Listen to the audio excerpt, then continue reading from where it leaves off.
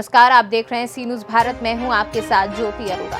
खबर राजधानी लखनऊ के रायबरेली रोड स्थित साईं विहार गेस्ट हाउस से है, जहां आजादी के 75वें स्वतंत्रता दिवस के शुभ अवसर पर अखिल भारतीय पूर्व सैनिक सेवा परिषद लखनऊ महानगर इकाई की ओर से आजादी का जश्न मनाया गया। इस अवसर पर संगठन के प्रदेश अध्यक्ष मेजर जनरल NB सिंह ने ध्वजारोहण कर कार्यक्रम का शुभारंभ किया। वहीं इस अवसर पर उत्तर प्रदेश सरकार में मंत्री स्वतंत्र प्रभार स्वाति सिंह ने मुख्य अतिथि के रूप में शिरकत की।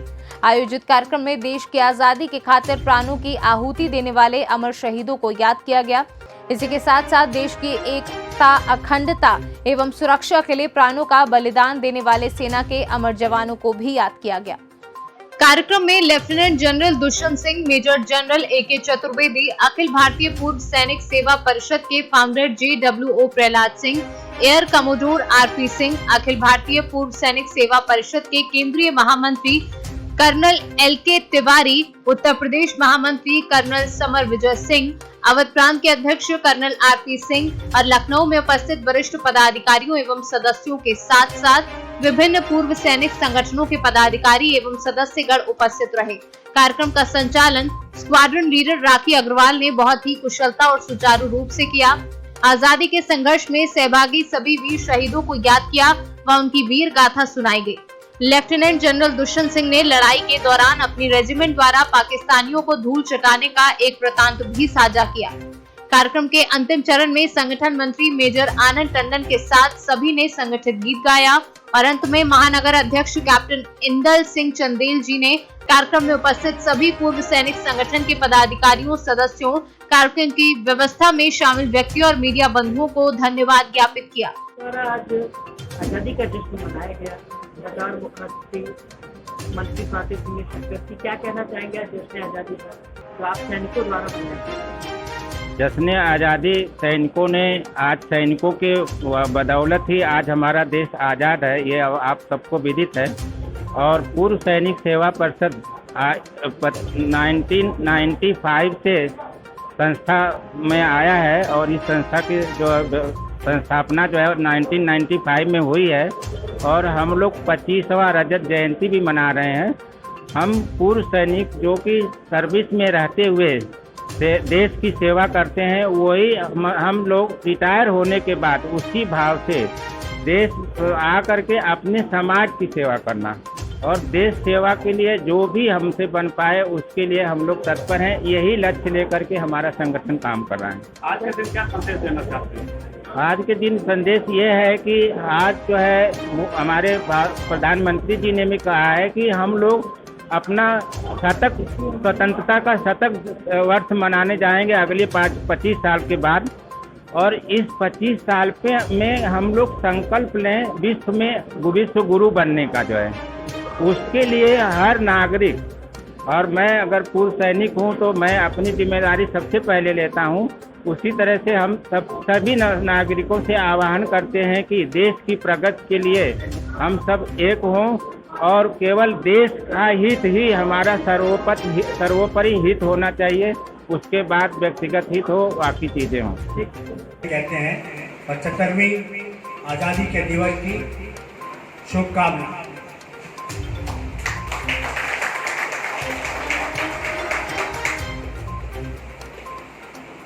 दिन बीतते रहते हैं, लेकिन अगर समय का सदुपयोग न किया गया, हम पीछे बीते हुए समय को देखकर आगे की दिशा ना चुने तो भटकने का खतरा रहता है। ये आम बात आपको बता रहा हूँ। हमारे संस्थापक सदस्यों में प्रहलाद सिंह जी ने आपको प्रेरणादायी शब्द बताए, हमारे संगठन के बारे में बताया कि हम लोगों ने देश में करीब 400 से ज़्यादा पूर्व सैनिक संगठन हैं, तो फिर एक और क्यों खड़ा किया गया आज से 25 वर्ष पहले। और ये संगठन अभी अपनी रजत जयंती मनाने जा रहा है नवंबर के महीने में, इसी प्रदेश में, लखनऊ में। रक्षा मंत्री ने पहले ही अपनी स्वीकृति दे दी है, वो आएंगे और मुझे पूरी उम्मीद है कि आप लोगों के सहयोग से ये रजत जयंती अपने संगठन का बहुत ही भव्य समारोह होगा। हमसे पहले वक्ताओं ने बहुत प्रेरणादायी बातें आपको बताई, कुछ अपने अनुभव बताए। मेरे विचार थोड़े जो आपको बताने के हैं वो उस जिम्मेदारी से हैं जो मेरे कंधे पे आपने डाल रखी है। चूंकि इस संगठन का दिशा निर्देश इस समय आपकी इच्छा से मेरे कंधों पे है, मैं चाहूँगा कि इस विषय में आपसे 2-4 विचार विमर्श करूँ।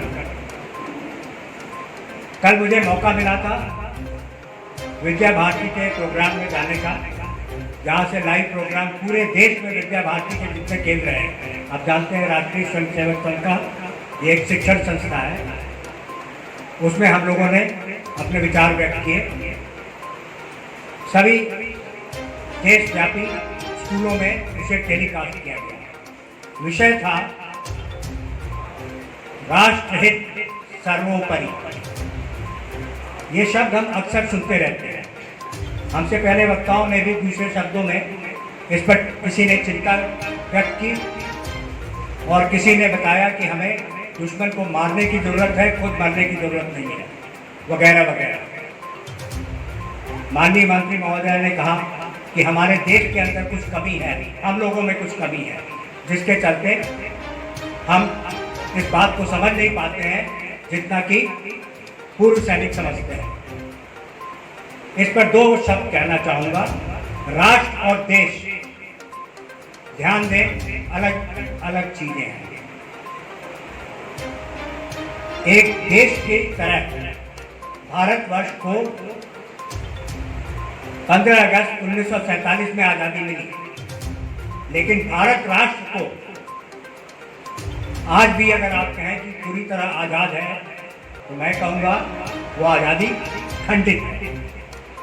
अटल जी के शब्दों में आपने सुना है, बहुत ही भावी कवि के रूप में उन्होंने बताया, कैसे जश्न मनाऊं मैं, आज़ादी अभी अधूरी है। और क्या विचार थे उनके?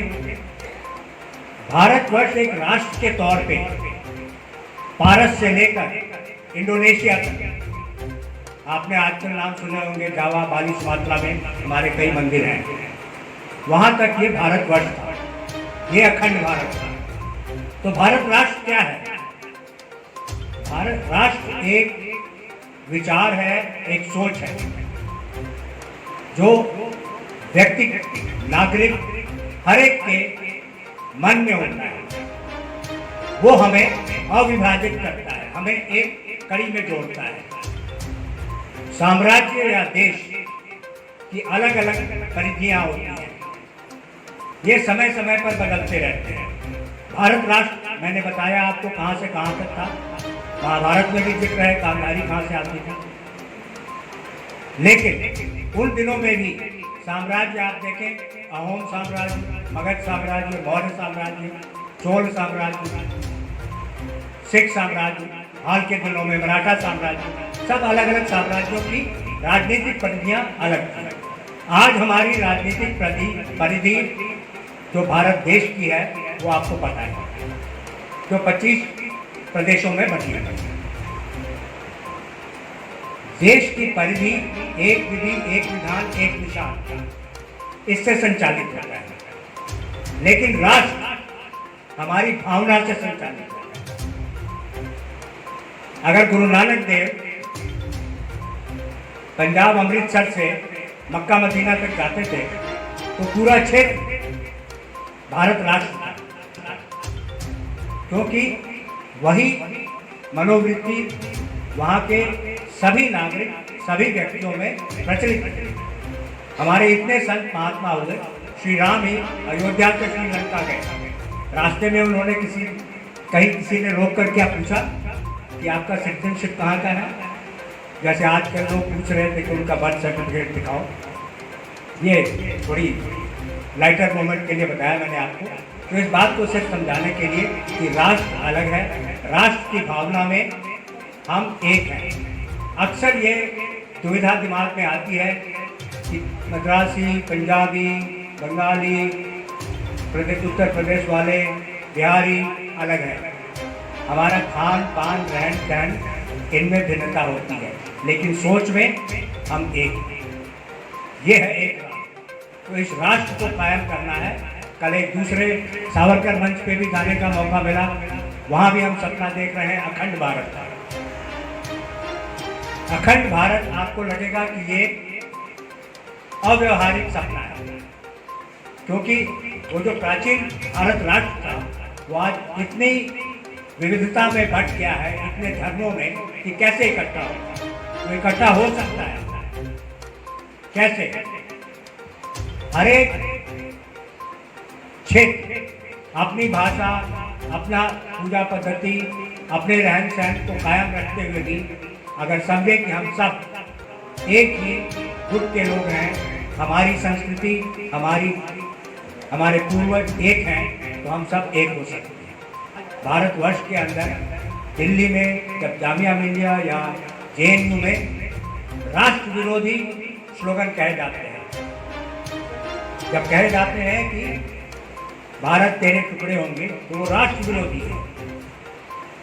देश को वो टुकड़ा नहीं कर सकते हैं जब तक ये सेना बैठी है, आप लोग बैठे हैं, आपके जो बाद में सेना में आए हैं वो बैठे हैं, किसी में हिम्मत नहीं है कि वो भारत के टुकड़े कर लेगा। क्या मेरी बात में आप सहमत हैं? लखनऊ से सीनू संवाददाता उमेश विश्वकर्मा की रिपोर्ट। इस खास खबर में फिलहाल के लिए इतना ही। देश दुनिया की तमाम बड़ी खबरों के लिए आप देखते रहिए सी न्यूज़ भारत।